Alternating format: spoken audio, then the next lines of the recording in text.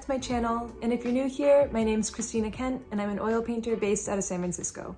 It is now February and California has gotten a ton of rain recently, which means a lot of snow in the mountains. I've gotten to go up to Tahoe a couple times since then, and while I was there, I took a bunch of reference photos. So today I'll be going through some sketches I did of some of the landscapes that I saw. Let's check it out.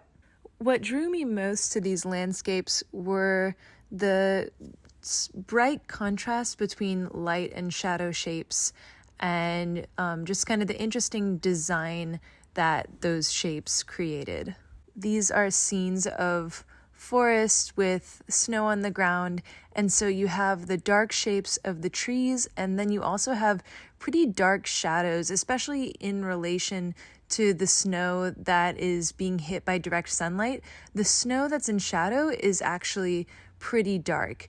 So I liked this idea that there's the really dark shadows of the trees, the slightly lighter snow that's in shadow, and then these really bright, like luminous shards of sections of snow that are being hit by the direct sunlight. So when I'm going in and adding some more kind of definition, some more detail, some variation in value and hues to the trees, I'm doing that while also keeping in mind that I don't want to make them so bright that they compete with the really bright snow, because snow, it reflects the light so strongly, and I really wanted that to read in the image. And I'm working pretty closely off the reference here, but I am just thinking about what are the most interesting abstract shapes that are being created, and what sort of arrangement of highlights and shadows would create an image that is really satisfying, that has like a nice sense of movement, but also variety. I don't want to have too many marks that look the same. I don't want it to get repetitive, so I want a good amount of variation. And I'm trying to keep that in mind as I'm creating the shapes in this painting. So overall, I'm focused more on design and less on creating an illusion of space.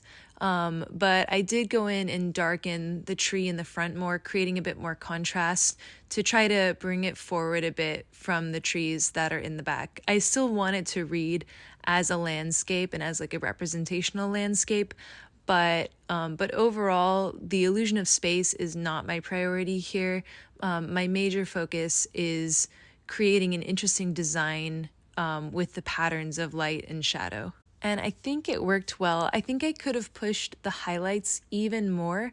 With the acrylic gouache, sometimes the white, I've noticed, doesn't layer very well, and it's hard to build up layers of white like I can with oil paint.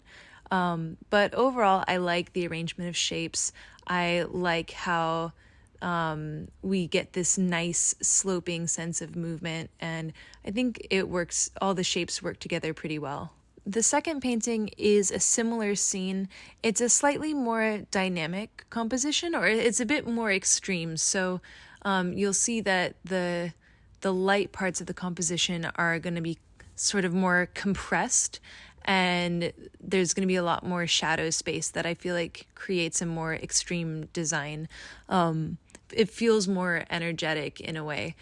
And for this one, I just went in straight with the painting. I didn't go in with a light sketch. I just went straight to the painting part, which I think worked well. I like to kind of vary up my approach when I start new paintings. And similarly, as in the other painting, I'm adding some variation in the trees. I'm adding this lighter green, but I'm still keeping it fairly low contrast, so it's not attracting too much attention. Also, as I'm bringing in the shadow part of the snow, in this composition, a lot more of the snow is in shadow. So I did want to add a little bit of variation in value within the shadow to create some more interest, because there is that big shadow space. I didn't want it to be one kind of monotonous, solid shape. I wanted it to have a little bit of variation. And in this one, we also have some of the sky peeking through. I actually started the sky with a color that was very similar to some of the shadows in the snow, but I'll bring out a lot more light from the sky. Sometimes I like to find moments in painting where something in light is the same color as something in shadow. And you know, when the eye is looking, it doesn't seem like they should be the same color, but they actually are. It's kind of like a little illusion.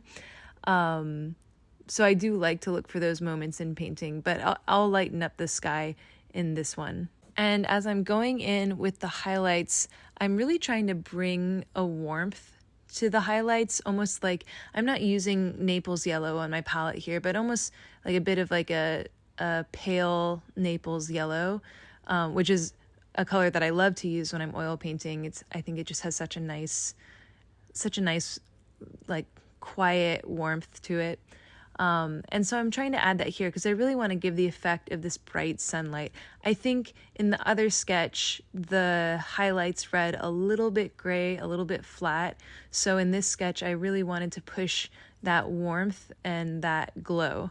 And I'm bringing in a little bit of highlight into the lower part of the image also, kind of breaking up that big shadow shape a little bit, using my finger to smudge the color so it's not quite as intense as the highlights in the main section, but still giving that lower section a little bit more interest, a little bit more going on.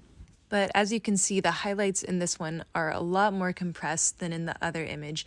And even though the slant is less extreme in the image on the left, I think it has a more dynamic and energetic feel than the image on the right.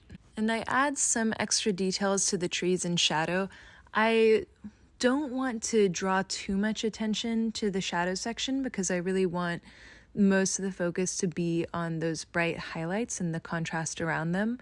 But I think adding a little bit of detail to the shadow does create some more interest and gives the eye, like, maybe you're first drawn to the strong highlights, but then you can move around the rest of the image and see these other details. Then just adding a little bit more green to the trees in the background, and then I'm basically done.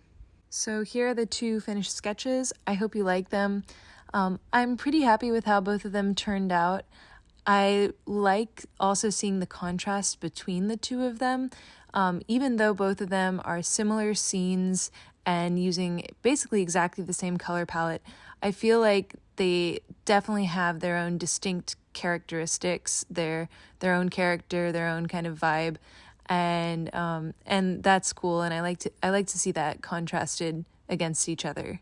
I think I'm kind of partial to the one on the left, but I like both of them.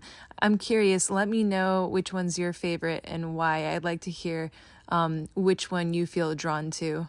For some reason, I just really like the arrangement of values of the one on the left, and I think maybe it has a little bit more realism actually than the one on the right, although I'm not entirely sure.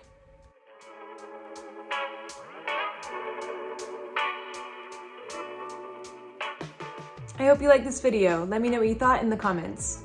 And thank you so much to all my supporters on Patreon. You guys are the best. Thank you so much for helping make these videos happen. I really, really appreciate your support. And if you like my videos, if you like my art, and you want to help me make more, consider joining my Patreon at the link below. Thanks for watching, and I'll see you next time.